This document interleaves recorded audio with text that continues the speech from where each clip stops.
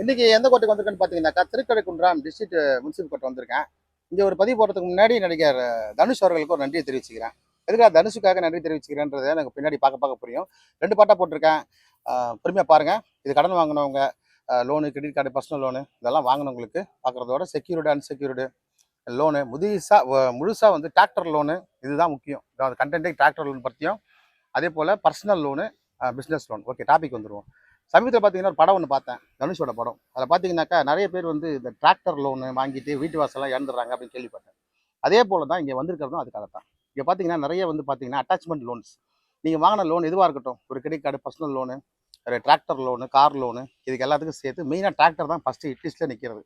ஏன்னா tractor loan கொடுக்குறதெல்லாம் பார்த்தீங்கன்னாக்கா காலகாலத்துக்கும் நம்மளை பிடிச்சா விடாத ஒரு பேங்க்லாம் இருக்குது. சுந்தரம் ஃபைனான்ஸு, ஸ்ரீராம் ஃபைனான்ஸு பார்த்தீங்கன்னா இவங்கெல்லாம் வந்து அவ்வளோ சீக்கிரம் வந்து விட்டு கொடுக்க மாட்டாங்க கடனை. ஸோ இவங்கெல்லாம் அந்த தனுஷோட படத்தில் வர்ற மாதிரி பணத்தை ஃபஸ்ட்டு கொடுத்து ஒரு டிராக்டராகவோ இல்லை வேறு ஏதாவது கடன் கொடுத்துட்றாங்க. ஒரு விவசாய அறுவடை எந்திரம், அதே மாதிரி விவசாயத்துக்கு சம்மந்தப்பட்ட பொருள்.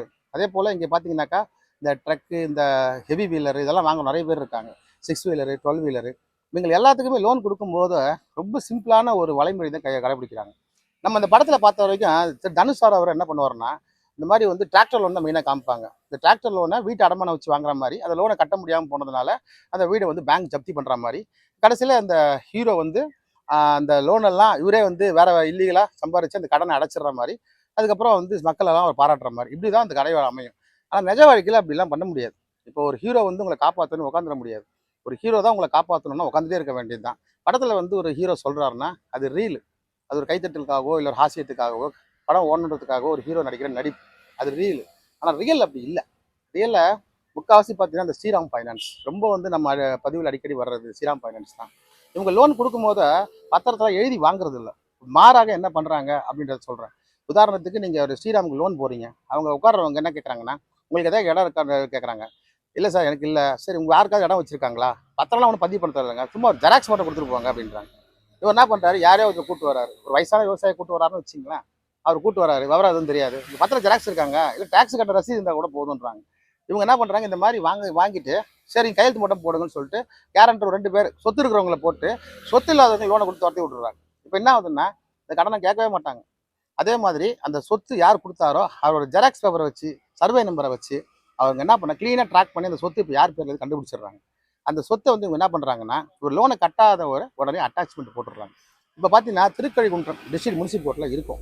இந்த கோர்ட்டில் பார்த்தீங்கன்னாக்கா நிறைய பேங்க் வந்து அட்டாச்மெண்ட் வந்திருக்காங்க. இந்த அட்டாச்மெண்ட் அதே மாதிரி செக்கு கொடுத்துட்டு பவுன்ஸ் பண்ணி அதை சிவில் கேஸாக போட்டு அட்டாச்மெண்ட் இருக்கிற ப்ராப்பர்ட்டி கை வச்சிடுறாங்க. கடன் வாங்கினவர் வந்து பார்த்தீங்கன்னா லோனை கட்ட முடியலன்னு சொல்லிட்டு அவர் ஸ்கிப் ஆகி போயிடுறாரு, இல்லை கடனை கட்ட முடியல, அதெல்லாம் ஒரு இருக்கலாம். ஆனால் கடனுக்காக ஜாமீன் கையெழுத்து போட்டாங்க பார்த்தீங்களா, இவங்க நிலைமை தான் பரிதாபமாக இருக்குது. ஏன்னா விவசாய இடம்ல அட்டாச்மெண்ட் அவங்க எதுக்குன்னே தெரியல. எங்க கடனே வாங்கலைன்னா அப்போ தான் போய் விசாரிச்சா தெரியுது இவங்க இந்த மாதிரி ஃபைனான்ஸில் வந்து கையெழுத்து போட்டிருக்காங்கன்னு. ஜாமீன்தாரர், கேரண்டர், கோ கேரண்டர் இந்த மாதிரி கையெழுத்து போட்டதுனால அவங்க வந்து அந்த சொத்தை வந்து இவர் கையெழுத்து போட்டிருக்காருன்னு கோர்ட்டில் வந்து அட்டாச்மெண்ட் போட்டுடுறாங்க.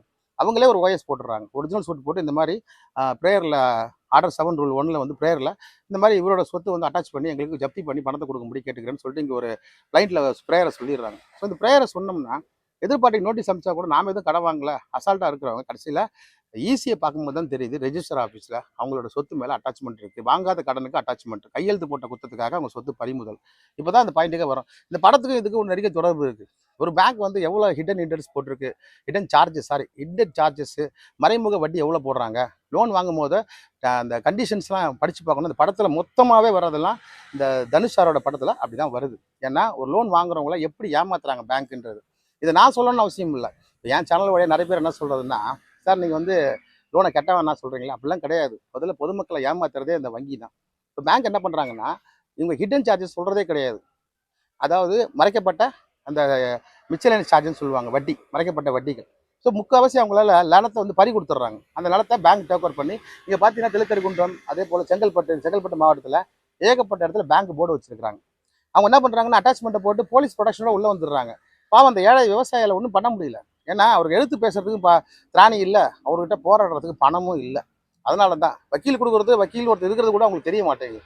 அப்படிப்பட்ட அப்பாவி மக்களோட நிலம் வந்து நிறைய வந்து இங்கே இந்த மாதிரி அட்டாச்மெண்ட்னால போயிட்டு இருக்குது. இதை வந்து பார்த்தீங்கன்னா நிச்சயமா அவர் கையெழுத்து போடுறது இல்லைன்னு சொல்ல முடியாது. இவரே சொன்னா கூட சரி, இந்தாங்க நீங்க ஒத்துக்கிட்டு தான் கையெழுத்து போட்டுறீங்க, அது ஒன்றும் பண்ண முடியாது. ஆனா அதுலேயே கிளாஸ், அதனால தான் சொல்றேன், ஒண்ணுக்கு படிச்சு உங்களுக்கு சொல்றேன். அதாவது லோன் வாங்கும்போது டேர்ம்ஸ் அண்ட் கண்டிஷனை படிச்சு பாருங்க. உங்க பாரோவர் யாரையும் கூட்டு போய் இன்ட்ரடியூஸ் பண்ணாதீங்க. அதனால வந்து நீங்க கூட சொத்து இல்லைன்னா கூட சொத்து இருக்கிறவங்க கூட சொத்து பறி போறதுக்கான ஏகப்பட்ட வாய்ப்பு இருக்கு. இப்போ எல்லாம் முடிஞ்சதுக்கு அப்புறமா நம்ம வந்து கோர்ட்ல என்ன பண்ண போறோம்? இப்போ வந்து எக்ஸிக்யூட்டிவ் அப்பீல், அதாவது அவங்க இபி வரைக்கும் போயிட்டாங்க. இபினா ஒரு சூட் ஆர்டர் வாங்கி அதை வந்து எக்ஸிக்யூட்டிவ் பெட்டிஷன் வரைக்கும் போயிட்டாங்க. ஸோ எக்ஸிக்யூட்டிவ் பெட்டிஷன் வந்ததுக்கு அப்புறம் ஜட்ஜாலலாம் ஒன்றும் பண்ண முடியாது. அவர் பொறுத்த வரைக்கும் ஆர்டர் போடுறது தான் அவரோட வேலை. இங்க வந்து இதெல்லாம் எடுத்து பேசணும்னா திருப்பி அந்த பேங்க்கார் நாம தான் போகணும். கிட்டத்தட்ட 13-14 வருஷத்துக்கு முன்னாடி வாங்கின லோன்ஸ் தான் இங்க மெயினா வந்து அட்டாச்மெண்ட்டுக்கே வந்திருக்கு.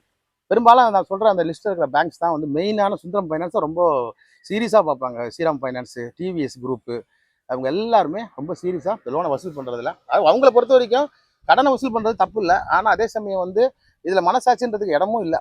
ஏன்னா சட்டம் தான் பேசுது. ஸோ சட்டம் தான் நினைச்சிருக்கும். அதனால அவங்க விடம் பருதி போறது தான் அந்த படத்துல வந்த கேரக்டர். நான் படத்தை பார்த்தேன், பேங்கை பத்தி சொன்னோடனே நான் போய் முதல்ல எல்லாம் பார்த்தேன். அதில் பார்த்தீங்கன்னா அந்த தனுஷ் நடிச்ச படத்துல இந்த விஷயங்கள் எல்லாம் தெளிவாக சொல்லியிருக்காங்க. யாராவது பார்க்கலாம் அந்த படத்தை போய் பாருங்க. கடன் வாங்கியிருக்கிறவங்க எப்படியெல்லாம் வங்கியால் ஏமாற்றப்படுறாங்க அப்படின்னு சொல்றாங்க. இதை 2வது பகுதியாக பார்ப்போம். விருப்பம் இருக்கிறவங்க ஷேர், சப்ஸ்கிரைப் பண்ணுங்க. நன்றி.